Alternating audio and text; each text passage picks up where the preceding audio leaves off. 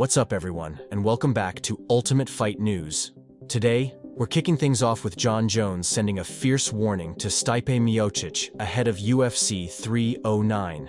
With the recent rule change, 12-6 elbows are now officially allowed in UFC fights.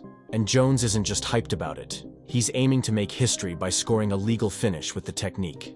Now, if you're an old-school fan or a hardcore MMA follower, you'll remember that the only official loss on Jones's record happened via DQ back in 2009.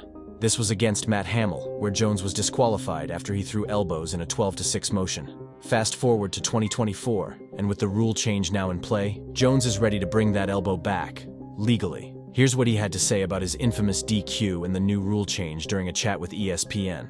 "When I lost that night, I actually cried backstage. It was absolutely devastating to me. I had always had this vision in my mind and in my heart that I would do MMA, right? There are so many things that I have failed on in life. There were so many things that I wasn't good at growing up. And with the UFC, I felt like, okay, I'm an adult. My life is in my control. Now I want to have a perfect MMA career." Fast forward years, 12-6. Elbow is legal. It's very exciting. It's very exciting to get that reverse. Would be very exciting. But now I'm embracing the 12-6 elbow. I train it constantly. I'm excited to possibly be one of the first fighters to use it in the arena, now that it's legal, and be one of the few athletes to lose to it.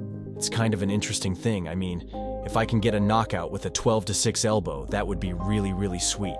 Jones's plan to score a finish with the 12-6 elbow would be a major callback to that 2009 fight. And you know fans will be watching closely to see if he pulls it off. As UFC 309 nears, Jones is reportedly in peak physical shape. Fans remember his last heavyweight appearance, where some threw shade at his physique, calling it dad bod. But Jones told NT Sport that he's coming in leaner and meaner this time, weighing in at 235 pounds, a solid cut from his 248 at UFC 285. Meanwhile, Miocic is saying he's on point physically and mentally, despite being away from the Octagon since 2021. In a recent interview with Stipe Miocic, he had this to say about his hiatus and upcoming return. "Recharging my whole body, my mind, my body, just making sure I'm healed up and feeling good. I'm good."